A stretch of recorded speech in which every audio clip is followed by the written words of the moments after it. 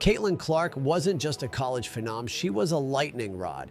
And when she entered the WNBA, the league had a rare opportunity to ride that lightning to new heights. But what did they do instead? They treated her like a regular rookie, like her stardom was some viral fluke. And now the whole league is paying the price. Ratings are plummeting, attendance is dipping, sponsors are hesitant, and the face of the franchise sitting out, bruised and battered, both physically and metaphorically. This isn't just a hot take, this is a wake-up call. Because if the WNBA doesn't change course fast, it won't just lose Caitlin Clark. It'll lose the moment, the spotlight, and the rare attention the league has desperately craved for decades. And no one's been more vocal about it than Stephen A. Smith. Let's talk about how this all unraveled, how we got here, what's at stake, and why Stephen A. might be the only person in sports media saying what everyone else is too afraid to admit. This isn't about race. This isn't even about basketball. This is about business, about star power, and about a league on the edge of the biggest transformation in its history, and possibly the biggest collapse.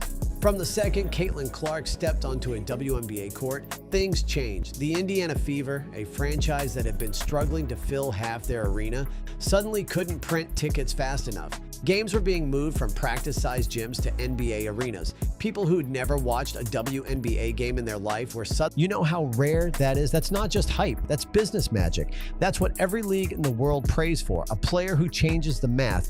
And Clark did just that. Whether it was 2.2 million people watching a regular season game on CBS or packed arenas across the country, one thing was clear, she was the draw. So how did the league respond?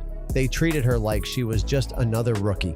Let's be real here, there's been a lot of jealousy, and Stephen A. Smith didn't hesitate to call it out. You had a bunch of players in this league that watched this young white girl come along and take the league by storm, and they resented it. And you know what? He's not wrong. There's a very real frustration among veterans in the league. Players who've been grinding for years with little attention, players who saw Clark come in and suddenly get all the press, all the praise, all the perks. But here's the truth. That frustration is valid, but it's misplaced. It's not Clark's fault that the media, the sponsors, the networks, and yes, the fans latched onto her. She didn't create the hype machine. She just played her game, and it followed. If anything, every single player in the league benefits when someone like Clark breaks through. Chartered flights, increased salaries, more media coverage, all of that comes with a spotlight. And Clark brought that spotlight with her. They let her get mauled. Game after game, Clark took hard hits, some of them borderline flagrant. Elbows to the face, body checks, slaps, cheap shots, all while referees swallowed their whistles and the league offices looked the other way. Stephen A. exploded on air. Protect her! Because he knew what we all know. This isn't just about wins and losses. This is about keeping your investment on the court. If LeBron James was getting hacked like this as a rookie, the NBA would have intervened. Hell, they would have changed the rules if they had to, but the WNBA shrugged it off, called it physical play, said it was part of the game, and now Clark is out, sitting on the sidelines. And with her absence, the numbers are starting to slide. Let's talk facts. The games Clark was supposed to headline, some of the biggest of the season. ESPN primetime matchups, her rematch with Angel Reese, gone. A game that could have drawn record ratings erased from the schedule. Entire sections of arenas are going unsold. Ticket prices slashed in half, viewership plummeting, and Stephen A. is just sitting there waiting for the numbers to drop, ready to yell, "I told you so," because he did tell you so. You can't pretend Clark is just another player and then act shocked when her absence tanks your entire business model. The Fever were a bottom-dwelling team before she got there. Now they're the only team that networks care about. Let's make something crystal clear. Caitlin Clark is not just a player, she's a brand, a walking, talking marketing engine. Her jersey is a top seller. Her highlights dominate social media. She's got NBA players tweeting about her. She's got people who can't name a single other WNBA player watching entire games just to see what she does next. That's not common. That's not something you can replicate with hard work or good fundamentals. That's stardom. And the WNBA had it handed to them on a silver platter. But instead of building an empire around her, they acted embarrassed by her success. Like they didn't want her to outshine the rest of the league. Like they didn't want to admit the reason people were watching had nothing to do with Years of slow progress and everything to do with one player setting the world on fire. Let's call it what it is. There's a racial dynamic here. A young white woman getting more attention than black veterans who've been grinding for years. That stings. It would sting for anyone. But we need to separate the cultural frustration from the business reality, because Caitlin Clark's rise isn't about her race, it's about her reach, just like Serena Williams dominated tennis. Just like Ronda Rousey blew up the UFC, Clark is that moment for the WNBA. And the people who want to downplay her impact because of how she looks are missing the bigger picture. It's not about her taking attention away from other players. It's about using her attention to elevate the whole league. Let's go back to that stretch where she played every single minute of a playoff game.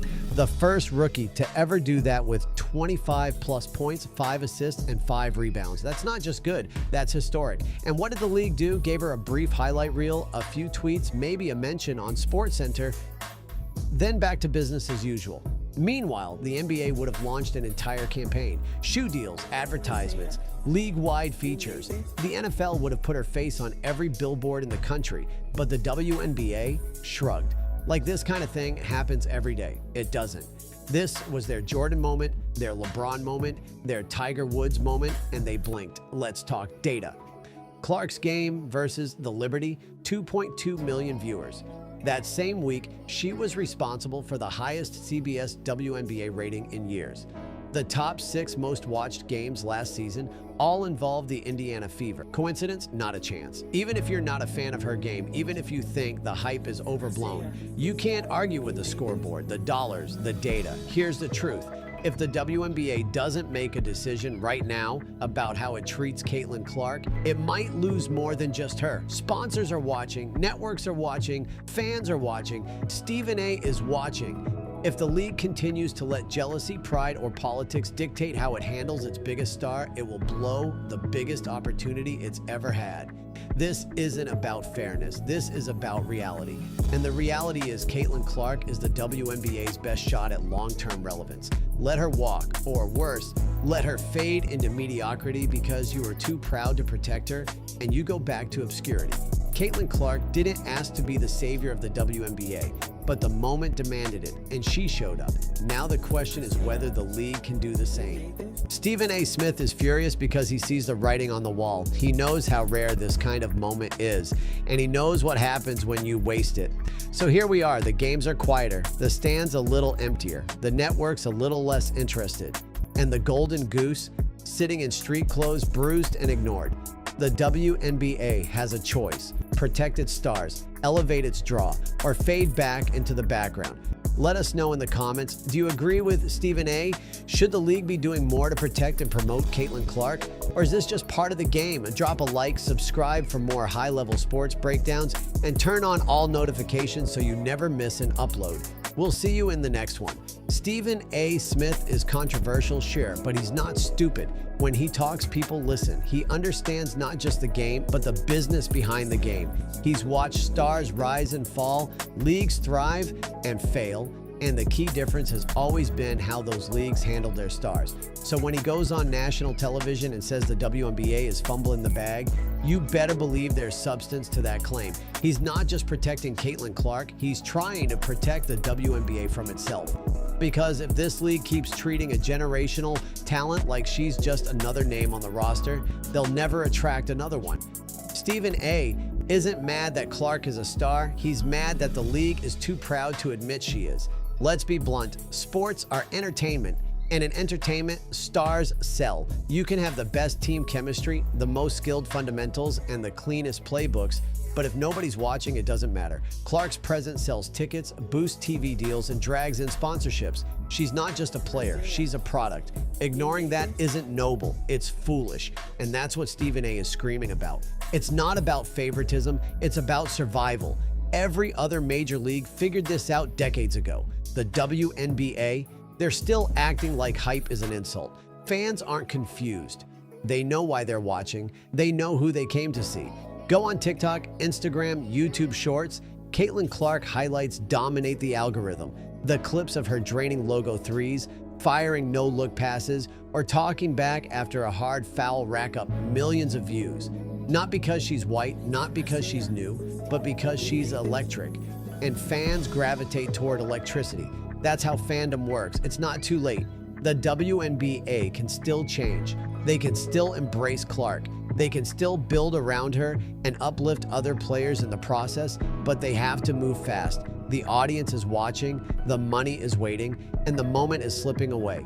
So what now? Do you let the old guard eat their young, or do you step in, take control, and finally treat your stars like the future they are?